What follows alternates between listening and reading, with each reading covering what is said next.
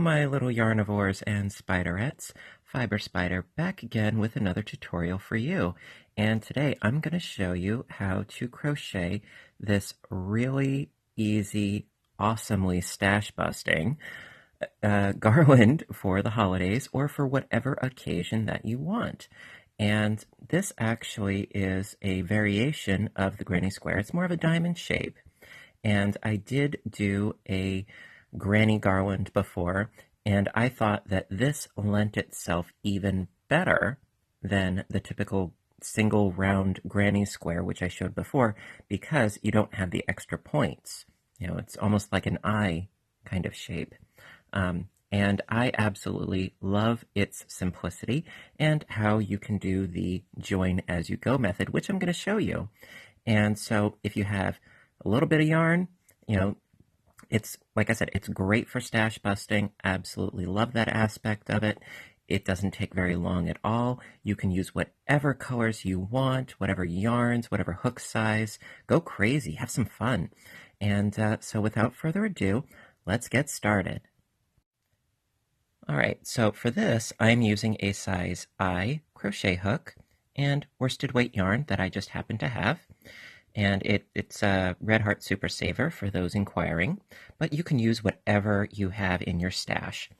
Now, so we're going to start by doing a slip knot, but of course, and we're going to chain up 4, 1, 2, 3, and 4, and then do a slip stitch into the first chain to create a ring. We've done this so many times on this channel. It's, you know, become old nature, old second hat to us, right? All right, so we have a ring. Now we are going to chain up 1, okay? And into the ring, also we're going to be crocheting over this tail, and that way we don't have so many ends to sew in. So we did our chaining up of 1, and then into the ring, we're going to do a single crochet stitch. Then we're going to do a half double crochet stitch, like so, then a double crochet stitch,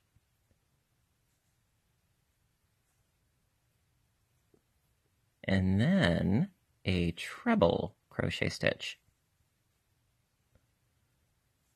or triple. However you word it, it's fine with me. Oh, gotta redo that. Pardon me. Yarn over twice.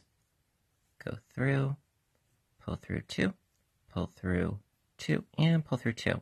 So we went from a single to a half double to a double to a treble. Then we chain 3, 1, 2, and 3. And then we do the exact opposite on the way back. So that will be a treble,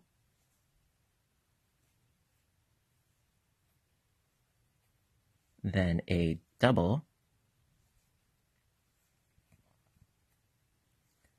then a half double, then a single, and we've reached the halfway center point, so we're going back up again. So that would be a half double, a double, a treble. Oops. The trebles always get me. And then we need to chain 3 again. 1, 2, 3. And then we need to work our way back down. So it's a treble,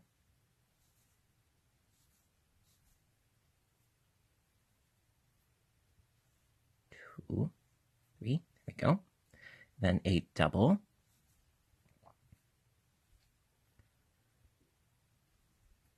and then a half double.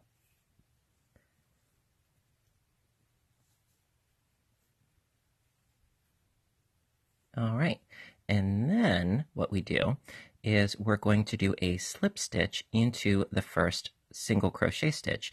Now I find personally the easiest way of finding that stitch is because sometimes they can get hidden underneath all these stitches.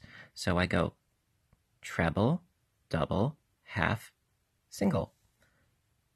And I find that that makes it a lot easier to find that stitch.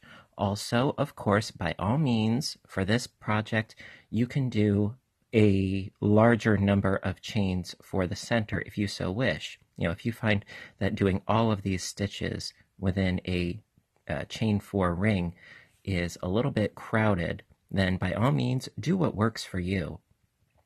So after doing our slip stitch, all you would have to do is snip your yarn, pull out your loop, and then sew in your ends. Although this one right here, you really don't need to. All you have to do is just pull on it like a little drawstring, and it's already in there.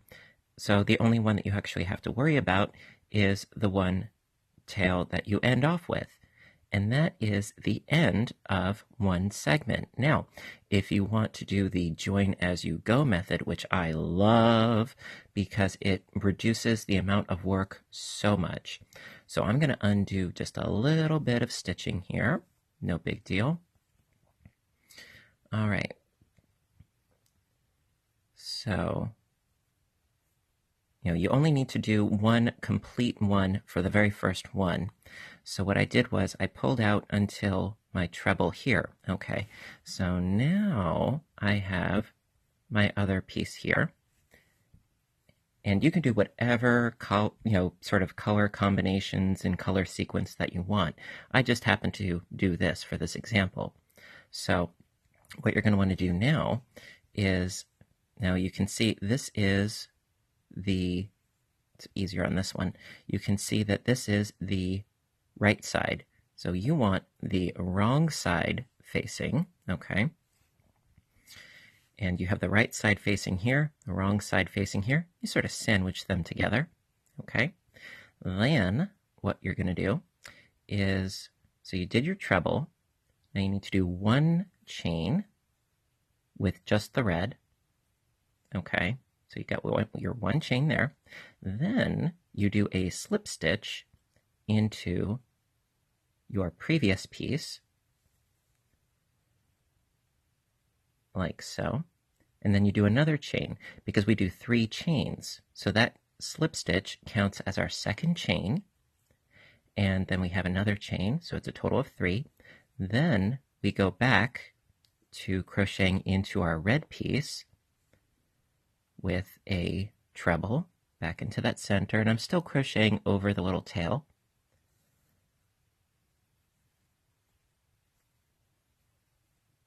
So we've got our treble, and then we have our double, and then we just need to do our half double, and then last but not least, our slip stitch. Treble, double, half, single, right in there. Haha. And we do our slip stitch, and it's connected. Ta-da! Absolutely fabulous, because it reduces a lot of work, sewing all these little bits together. And this is, like the other Granny Garland that I did a tutorial for. This is a great stash buster. I can't say that enough. And also, it's a great portable project, and you can use this for whatever occasion. Yes, these are Christmas colors, but garlands, they're decorative all year round, no matter what. And you can use them as embellishments, what have you. They're just so much fun, and they're really easy. So, I just had to share this with you. So listen. If you liked this tutorial as much as I did, and I know I did, please hit the like button, because your support, it means ever so much to me. I really do appreciate that. And if you have any questions, comments, what have you, please do so in the comments section down below. I love hearing from you. And also, if you haven't hit subscribe, please do so, because I have new videos coming out as often as I can produce them, and that way you'll be in the know. So listen, my dears, until next time, I want you to stay inspired, stay caffeinated, and above all, stay stitching. I love you all, and I will see you in my next video. Bye for now.